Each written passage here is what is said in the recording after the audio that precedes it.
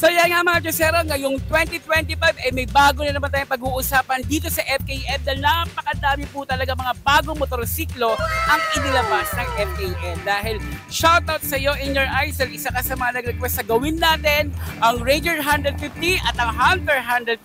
Pero paghihiwalayin natin ang vlog na yan para mas maintindihan natin ang mga bawat specs itong mga ito. Kaya naman, hello mga Diyosero, mga boss, mga paps, welcome back to Artis Alonso Photo Vlog. Yes, at kung di ka pa nakasubscribe, subscribe na. Don't forget to hit like, share, comment, and hit that notification icon sa channel nag-start ng pagka-canvas sa mga motorcycle units, parts, and accessories. At tama nga po dyan si Walo mga Diyosero, no? Dahil 129,000 subscribers na po tayo, kaya maraming salamat sa lahat ng mga nanonood, sa mga nagsasubscribe, sa mga nagla-like at nag-share, sa mga kaibigan nila na mga nagpapalak na bumili ng motorsiklo. So ngayon mga Diyosero, pag-uusapan natin ang bagong motorsiklo ng FKM. Ito ang Ranger 150, pang off-road daw to.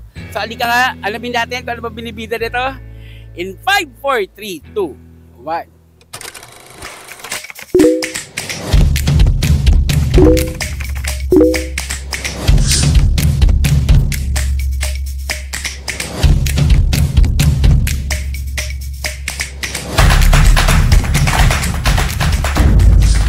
Mga Diyuseros, ito na ang bagong FKM Ranger 150, isang adventure scooter na hindi lang pang-forma kundi pang city at pang off-road din.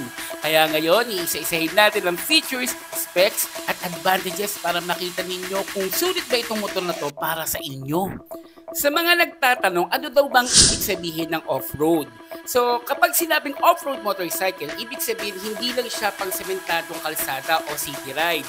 Bagay din ito sa rough roads at provincial areas, trail riding sa bukid o bundok, muddy at rocky paths at construction sites o farm roads. Kaya ang FKM Ranger 150, hindi lang pang araw-araw na biyahe sa city, kundi kaya rin niyang sabayan ang adventure ng outdoor riding. Bago po tayo magtuloy-tuloy sa specs at engine ng Ranger 150 mga Diyosero, alamin na muna natin ang SRP nito. Ito po ay nagkakahalaga sa cash ng 78,000 pesos at kung bibili po kayo dito sa FKM Cubao branch, meron po silang libreng top box or helmet. Mamimili po kayo sa dalawa kung ano po ang gusto po ninyo. At kung installment naman na pag-uusapan natin, nasa screen po ang down payment at ang monthly po niyan kung magkakano. Kaya kung interesado po kayo, bago po kayo pumunta dito, tumawag na muna po kayo. Ang number po ay nasa screen para naman po hindi kayo ma-disappoint pagpunta nyo dito tapos wala, di ba? Baka awayin nyo ako eh. Maraming salamat mga Diyosero. So, umpisahan na natin yan. At ngayon naman, umpisahan na natin ang special features ng FKM Ranger 150 at ano ba yung advantages nito? Una, ito ang digital panel. Very modern look at madaling basahin kahit gabi o maliwanag. Naka-display ang speedometer, odometer, fuel gauge at iba pang indicators. At ang advantage nito, mas precise at user-friendly kumpara sa analog. Pangalawa, yung handguard. Protection sa kamay laban sa bato, putik, sangal ng puno habang nag-o-offroad ka. At ang advantage nito ay syempre, mas ligtas ang kamay at mas komportable ang ride kahit rugged ang daan. Pangatlo, front and rear naka-disc brake. So, mas mabilis ang braking response kaysa sa drum brake. Advantage, mas maayos ang stopping power lalo na sa madulas o pababang kalsada. Pang-apat, USB socket port. Pwede mag-charge ng cellphone o action camera habang nasa biyahe. Ang advantage nito, syempre hindi ka mawawala ng battery kung nagla-navigation ka gamit ang Google Maps o nagre-record ka ng ride. At ang panglima, projector headlight. Mas maliwanag, mas concentrated ang buga ng ilaw kaysa sa ordinaryong headlight. Mas malinaw ang daan sa gabi o mafagi man ng lugar. Dagdag kaligtasan din niya mga Diyosero. At ang pang-anim, ang front carrier. May space ka kaagad para maglagay ng gamit tulad ng maliit na bag, tools o groceries. Practical sa pang-araw-araw na gamit at sa mahabang biyahe. So mga Diyosero, pag-usapan naman natin ang forma ng Ranger 150. Hindi ito ordinaryong scooter ha. Very rugged, matapang at pang-adventure ng design.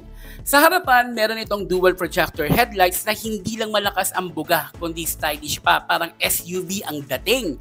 May kasama ring front carrier, practical para sa gamit tulad ng tools o groceries. Bulkier at matitibay ang linya ng body kaya rugged ang overall look nito. Naka-telescopic fork at may fork boots at ang advantage nito ay para hindi mapasukan ng dumi ang fork seals at mas matagal ang buhay ng suspension dahil iwas gas-gas at leak.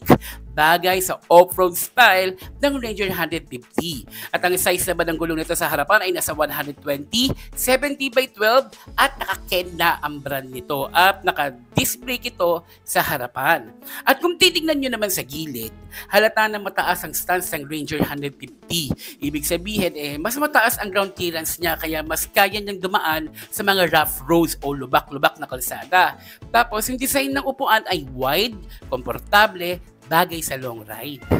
Sunod naman ang digital panel. Isa sa mga special features ng FKM Ranger 150 ay itong full digital panel.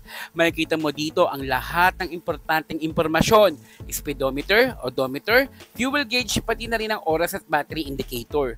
Ang advantage nito kumpara sa mga analog panel ay mas malinaw at mas accurate ang readings kaya hindi mo na kailangan manghula kung gaano pa kabilis o kalayo ang natatakbo mo. At bukod pa dyan, modern ang dating kaya dagdag pogi points. Hindi din lang to pamporma ng motor ha, kaya kung mahilig ka sa adventure rides o long trips, malaking tulong itong digital panel para mas safe at updated ka lagi sa biyahe. Dumako naman tayo dito sa mga controls niya. Dito sa kanan, meron tayong engine kill switch, electric start button, headlight switch, at sa kaliwa naman may high beam and low beam, signal lights, hazard switch, at horn. Kompleto at madaling abutin, parang nasa big bike ka. At ito nga mga kasero, hindi lang forma at power ang meron sa FKM Ranger 150. Meron din itong mga practical features sa mga gamit mo sa daily ride. Una, meron tayong lagayan ng tubig o cup holder. Perfect ito kung mahilig ka magdala ng tumbler o bottled water lalo na sa long rides. Pangalawa, andito na rin ang helmet hook kung saan pwede mong isabit ang helmet o kahit shopping bag kapag nakapark ka. Pangatlo, andito ang ignition system na madaling abutin with lock and off and on switch para mas secured ang motor. At syempre, meron din itong USB charging port. Malaking tulong ito para makapag-charge ng cellphone o action camera habang nasa biyahe ka. Kaya hindi ka mawawalan ng power on the go lagi. Pagdating naman sa upuan ng FKM Ranger 150, mapapansin nyo na wide at comfortable siya. Sapat ang haba para sa rider at passenger. Kaya kahit pa yung long ride ay hindi ka kaagad napapagod. Ang seat height nito ay nasa 75 cm kaya abot pa rin ng karamihan ng riders kahit mga hindi katangkarang katulad ko. Diba? So ngayon ito naman compartment tayo. Kapag binuksan naman natin ang ilalim ng seat, makikita natin itong spacious compartment. Maluwag ito, kasya ang mga basic essentials tulad ng raincoat, small bag o tools. Pwede ka rin maglagay ng bottled water o iba pang gamit sa araw-araw para sa isang adventure scooter. Malaking tulong itong extra storage dahil hindi mo na kailangan lagi magdala ng backpack. At eto pa mga tisero, isa pang magandang feature ng FKM Ranger 150 ay itong ready-made top box bracket. Ang kagandahan nito ay hindi mo na kailangan pang magpa-customize kung gusto mong maglagay ng top box. Ready to install na agad kaya pwede kang magdagdag ng extra storage para sa helmet, bag o kahit groceries. At pagdating naman sa likod, mapapansin natin itong modern LED taillight ng FKM Ranger 150. Malinaw at maliwanag ang buga ng ilaw kaya siguradong visible ka sa kalsada. Lalo na sa gabi o maulan na panahon. Kasama na rin dito ang rear signal lights na nagbibigay ng malinaw na indication sa likod kung liliko ka o mag-hazard. Ang size ng gulong nito ay nasa 130, 70 by 12 at naka-disc brake sa likod. At hindi lang yan naka-double shock absorber pa. San ka pa, di ba mga tisero? Check naman natin ang muffler design ng FKM Ranger 150. Mapapansin nyo na matibay ang pagkakagawa at may sporty at modern look na bagay sa rugged style ng motor na to. Ang design niya ay hindi lang basta sa forma, kundi nakakatulong din para mas maayos ang airflow ng makina. At dahil dito, mas smooth ang andar at hindi na rin gaano kaingay, kaya swak sa city at long rides. At bukod dito, mas matibay na rin ang build na kaposition din ito ng tama para hindi makaabala sa rider at passenger at para mas safe sa biyahe. Pag-usapan naman natin ngayon ang engine specs itong FKM Ranger 150. Number 1, ito ay may single cylinder, single overhead cam, 4-stroke, air-cooled engine. Ang advantage, mas simple at low maintenance ang makina pero matibay at reliable para sa daily rides at adventure use. Pangalawa, 150cc with electronic fuel injection o EFI. At ang advantage, dahil EFI, mas tipid sa gasolina, mas smooth ang throttle response at mas environment friendly kumpara sa carburetor type. Pangatlo, may maximum horsepower na 8.6 kilowatts sa 7,500 RPM. Advantage, sapat ang power output para sa city commuting at may extra hatak ka kapag kailangan mo mag-overtake o mag-offroad. At ang pang-apat, may maximum torque na 12.2 Nm sa 6,500 RPM. Ang advantage, malakas ang low-end torque. Ibig sabihin, mas madali nitong maakyat ang mabibigat na daan, bundok o rough roads kahit may sakay ka pa. O, di ba? Big time talaga si Ranger 150. Punta naman tayo sa dimensions nitong FKM Ranger 150. Una, ang overall length, width at height ay nasa 192 cm by 70.5 cm by 112 cm. Ang advantage, compact pero matibay ang build kaya madaling i-maneuver kahit sa city traffic o masikip na daan. Ang wheelbase ay nasa 131 cm, mas stable sa tuwid na daan at mas balanse kahit nasa cornering. Ang seat height ay nasa 75 cm, abot pa rin ng karamihan ng Pinoy riders kaya komportable kahit hindi ka katangkaran katulad ko. May ground clearance na 14 cm, advantage kaya nang tumawid sa humps, rough roads at kahit mga provincial trails ang hindi sumasayad ng ilalim. At ang curb weight niya ay nasa 122 kg, magaan para sa isang adventure scooter kaya mas madaling i-handle at hindi nakaka-intimidate kahit sa baguhan. At syempre may fuel tank capacity na 7 liters, swak ito para sa long rides dahil mas kaunti ang gas stop at bagay din sa daily commute para mas matipid at hassle-free. So mga tiseros, ang overall, ang FKM Ranger 150 ay isang adventure scooter na kompleto sa features, practical sa daily use, astig ang design at reliable ang performance. Kaya kung ang hanap mo ay motor na pang city at kaya rin lang pang off-road, swak na swak talaga to. Kaya naman, drive safe mga tiseros, and don't forget to like, share, subscribe para sa mas marami pang motor content. So ayan na mga tiseros, nalaman nyo na kung ano ba ang binibida ng Ranger 150. Kaya sa lahat po na may interesado dyan, naku, tawag lang muna po kayo.